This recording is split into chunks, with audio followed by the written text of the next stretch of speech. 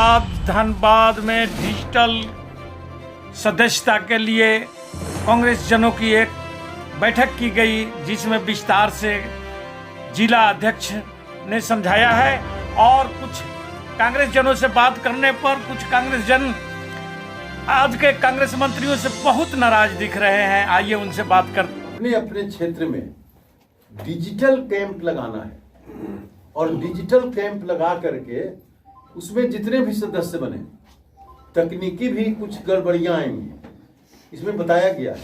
लेकिन आप लोग को कुछ न कुछ सदस्य बनाना है। 27 को कैंप लगा करके आप अपने घर के पास लगा लीजिए, किसी के गांव में चले जाइए, अपने ही गांव में चले जाइए, लेकिन कैंप लगा करके करना है। और शाम को निर्देश आया है कि 7 बजे जितने भी लोग बने हैं प्रखंड अध्यक्ष से रिपोर्ट ले लीजिए कि कितना बना पाए। 20 बना तो 20 का आप दे दीजिए कि हाँ 20 डिजिटल हुआ है, 50 हुआ तो 50 दे दीजिए, 5 हुआ तो 5 का दे दीजिए। लेकिन आजाद जी, बन्ना गुप्ता जी का जो अभी बयान आया है सरकार के प्रति, उस पर आपका क्या ख्याल है? झारखंड सरकार के स्वास्थ्य मंत्री बन्ना गुप्ता जी ने मुख्यमंत्री के संदर्भ में एक टिप्पणी की है। उन्होंने कहा है कि जब मांझी नाव डुबाए तो उसे कौन बचाए।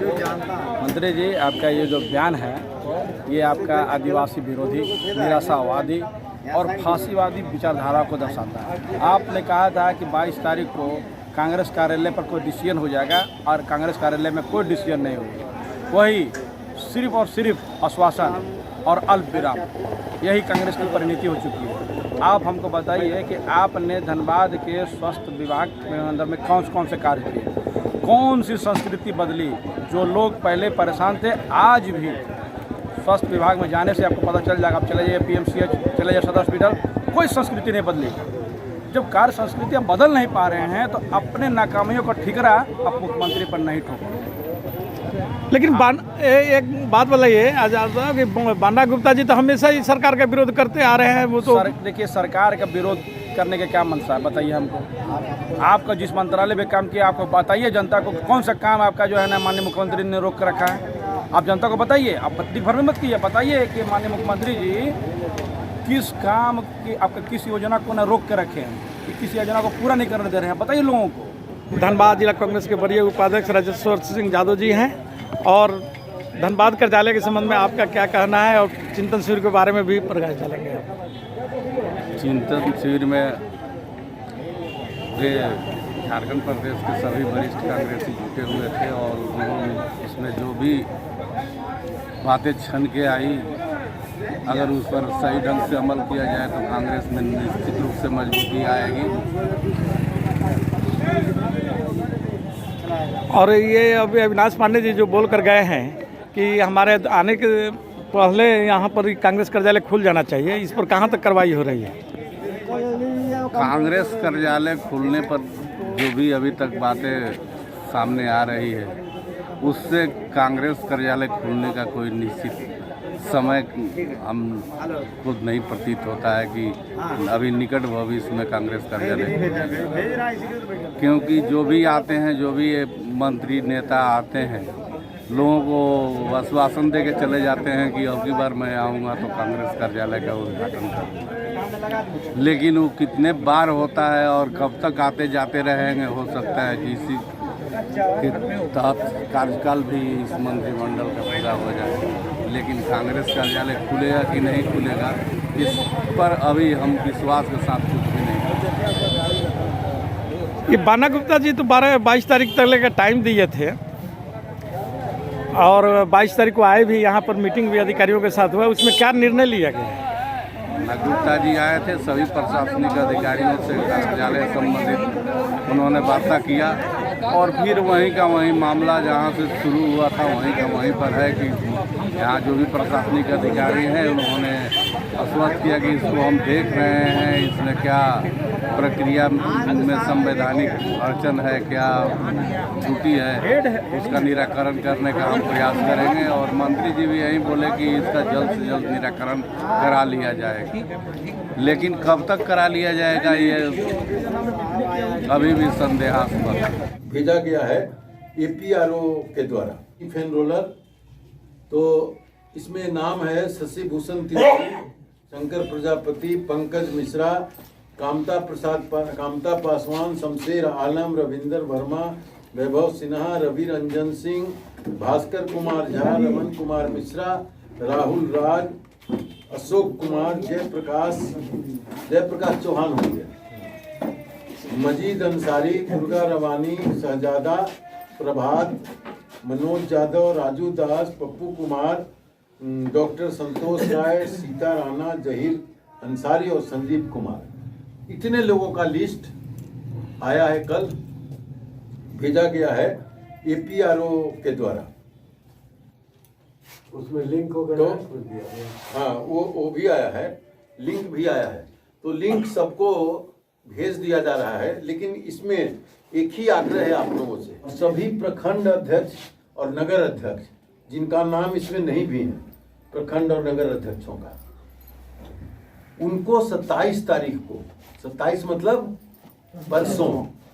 परसों अपने अपने क्षेत्र में डिजिटल कैंप लगाना है। और डिजिटल कैंप लगा करके उसमें जितने भी सदस्य बने, तकनीकी भी कुछ गड़बड़ियां आएंगी, इसमें बताया गया है, लेकिन आप लोग को कुछ न कुछ सदस्य बनाना है। 27 को कैंप लगा करके आप अपने घर के पास लगा लीजिए, किसी के गांव में चले जाइए, अपने ही गांव में चले जाइए, लेकिन कैंप लगा करके करना है। कोर्ट परिसर में सिंह जी के चाय दुकान पर आज़ाद जी ने, अच्छा आज़ाद जी, बन्ना गुप्ता जी का जो अभी बयान आया है सरकार के प्रति, उस पर आपका क्या ख्याल है? झारखंड सरकार के स्वास्थ्य मंत्री बन्ना गुप्ता जी ने मुख्यमंत्री के संदर्भ में एक टिप्पणी की है। उन्होंने कहा है कि जब मांझी नाव डुबाए तो उसे कौन बचाए। मंत्री जी, आपका ये जो बयान है, ये आपका आदिवासी विरोधी, निराशावादी और फांसीवादी विचारधारा को दर्शाता है। आप अपने कार्य क्षेत्र से पूरी तरह फेल हो चुके। जो स्वास्थ्य में, जो लोगों का स्वास्थ्य विभाग में जो कार्य होना चाहिए, वो कार्य को जिस हिसाब से करने का जो था वो आप कर नहीं पाए, और अपनी नाकामी छुपाने के लिए आप तरह तरह की बातें बनाते हैं। आपने कहा था कि 22 तारीख को कांग्रेस कार्यालय पर कोई डिसीजन हो जाएगा, और कांग्रेस कार्यालय में कोई डिसीजन नहीं होगा। वही सिर्फ और सिर्फ आश्वासन और अल्प विराम, यही कांग्रेस की परिणति हो चुकी है। आप हमको बताइए कि आपने धनबाद के स्वास्थ्य विभाग के अंदर में कौन से कार्य किए, कौन सी संस्कृति बदली। जो लोग पहले परेशान थे, आज भी स्वास्थ्य विभाग में जाने से आपको पता चल जाएगा। आप चले जाइए PMCH, चले जाइए सदर हॉस्पिटल, कोई संस्कृति नहीं बदली। जब कार्य संस्कृतियाँ बदल नहीं पा रहे हैं, तो अपने नाकामियों का ठिकरा आप मुख्यमंत्री पर नहीं ठोकें। लेकिन एक बात बताइए आज़ाद साहब कि बन्ना गुप्ता जी तो हमेशा ही सरकार का विरोध करते आ रहे हैं। वो तो देखिए, सरकार का विरोध करने का क्या मंशा है, बताइए हमको। आपका जिस मंत्रालय में काम किया, आपको बताइए जनता को कौन सा काम आपका जो है ना माननीय मुख्यमंत्री ने रोक कर रखा है। आप जनता को बताइए, आप दिन भर में मत कीजिए, बताइए कि माननीय मुख्यमंत्री जी किस काम की, आपका किस योजना को ना रोक के रखे हैं, कि किस योजना को पूरा नहीं करने दे रहे हैं, बताइए लोगों को। आप वित्त मंत्री कौन है आपके विभाग का? आप तो अपने विभाग के ही लोगों को ये कर रहे हैं, आपके पार्टी का ही ना वित्त मंत्रालय है। आप बताइए कि कौन आपका प्रोजेक्ट रोक रहा है, किस चीज़ में मुख्यमंत्री अड़ंगा लगाए।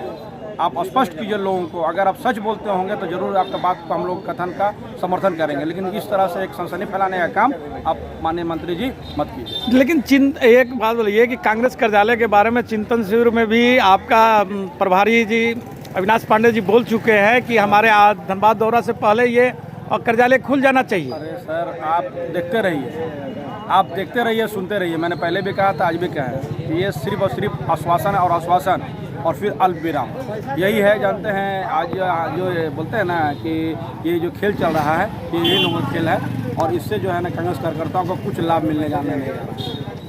आज कांग्रेस कार्यकर्ता इस मंत्री का रहते हुए उपस्थित महसूस कर रहे हैं। चंद नेताओं को हो सकता है उसका लाभ मिले, चंद लोग इसको आप अच्छा बोले, लेकिन सही माने पे है कि इनका जो बयान है ना, निराशावादी है, आदिवासी विरोधी है और फांसीवादी विचारधारा को दर्शाने वाला है।